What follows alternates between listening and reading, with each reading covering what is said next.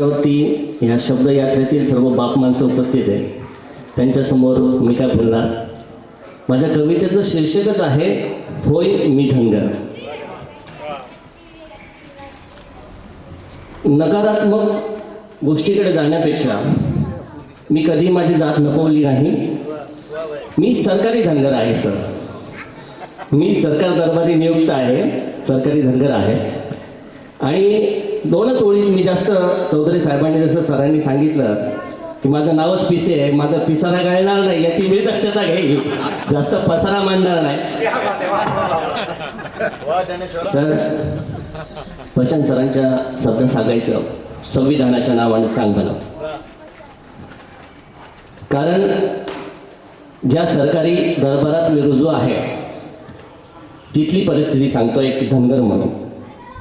सुटाबुटातलं जिनं माझं, सुटाबुटातलं जिनं माझं आज प्रतिष्ठेचं झालं. आम्ही गावकुसा बाहेरचे माणसे, बाप दादाचे माणसे, ते जगणं आम्ही आता जगत नाही. मी वाड्या वस्तीवरती गेलो नाही, माझे बाप दादा गेले असतील. सुटाबुटातलं जिनं माझं आज प्रतिष्ठेचं झालं. भटके आमच्या जिंदगीला सोन्याचं मोल आलं. सुटाबुटातलं जिनं माझं आज प्रतिष्ठेचं झालं. भटक्या आमच्या जिंदगीला सोन्याचं मोल आलं. मागासवर्गीय आरक्षणातून मी सरकार दरबारी नियुक्त. मागासवर्गीय आरक्षणातून मी सरकार दरबारी नियुक्त. होय मी धनगर, भटका विमुक्त. ज्यातून नियुक्त झालो आहे अभिमान आहे. म्हणून म्हटलं कि रुतबा मेरे सर को तेरे संविधान से मिला है. रुतबा मेरे सर को तेरे संविधान से मिला है. आज मुझे जो सम्मान है तेरे संविधान से मिला है. अरे औरों को जो भी मिला होगा मुकद्दर से मिला होगा, मुझे तो मुकद्दर भी आपके संविधान से.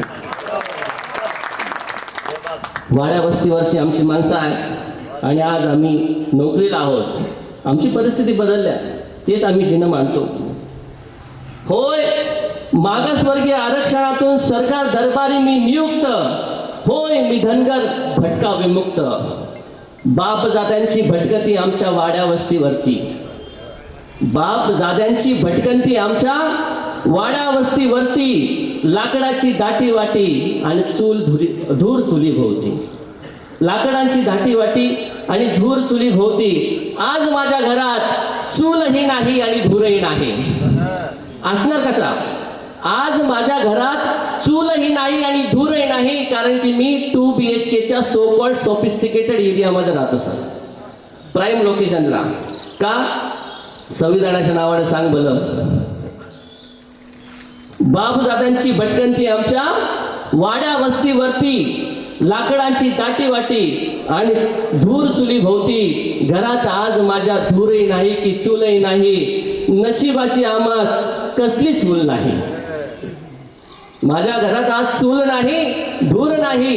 नशिबाची आमास कसलीच भूल नाही. सकल उत्पन्न माझे आज होती करमुक्त. होय मी धनगर, भटका विमुक्त. ही आजच्या धनगरांची परिस्थिती, एका क्लासची परिस्थिती मांडतोय. आज देखील अनेक वाड्या वस्तीवरती आमचे मेंढपाळ बांधव यांची परिस्थिती अत्यंत गरिबीची आहे. परंतु त्यातही असा काही क्लास आहे ज्याचं मी आज या ठिकाणी मनोगत व्यक्त करतोय. तो क्लास म्हणजे आम्ही आहोत. 2 BHK घर माझं, 2 BHK घर माझं, त्याला देखील धनगराच्या वाड्याची झालर आहे. 2 BHK घर माझं, त्याला देखील धनगर वाड्याची झालर आहे. कारण त्या घराच्या कोपऱ्यानं कोपऱ्यात आज अहिल्या विचारांचा जागर आहे. 2 BHKचं घर माझं, त्याला देखील धनगर वाड्याची झालर आहे. कारण त्या घराच्या कोपऱ्यानं कोपऱ्यात आज अहिल्या विचारांचा जागर आहे. पुण्यश्लोक राजमाता अहिल्या देवींचा मी भक्त. होय मी धनगर, भटका विमुक्त. होय मी धनगर, भटका विमुक्त. शेवटच्या ओळीमध्ये जो त्रास सगळ्यांना होतो आहे, जातपात संपली म्हणतात. जातपात संपली म्हणतात, तरी होतो दांभिकतेचा त्रास. जातपात संपली म्हणतात तरी का होतो दांभिकतेचा त्रास? अजूनही आमची मेंढरं मरतात गुदमरून श्वास. जातपात संपली म्हणतात तरी का होतो दांभिकतेचा त्रास? अजूनही आमची मेंढरं मरतात गुदमरून श्वास. अरे इतरांना कुरण चरायला मोकळे, इतरांना कुरण चरायला मोकळे, आणि मग आमच्या आरक्षणाच्याच वेळेस का होतो नैतिकतेचा ऱ्हास? हा प्रश्न आहे सर ज्वलंत व्यवस्थेला. इतरांना कुरण चरायला मोकळे, मग आमच्या आरक्षणाच्याच वेळेस होतो का होतो नैतिकतेचा ऱ्हास? खरंच मग मला प्रश्न पडतो की खरंच मी धनगर फटका विमुक्त, की उगाचच अंगावर ओढून घेतले मी मुक्तीचे भास? याच प्रश्नावरती थांबतो. धन्यवाद. अतिशय खूप खरं तर संविधानाचा विषय वारंवार आपल्या या कवितेमध्ये जाणवला. सर्व जाती धर्माचा उल्लेख आपण जेव्हा या संविधानामध्ये करतो, हे संविधान सर्वांसाठीच लागू आहे. मला किरण कुमार मडावींच्या ह्या ओळी आठवतात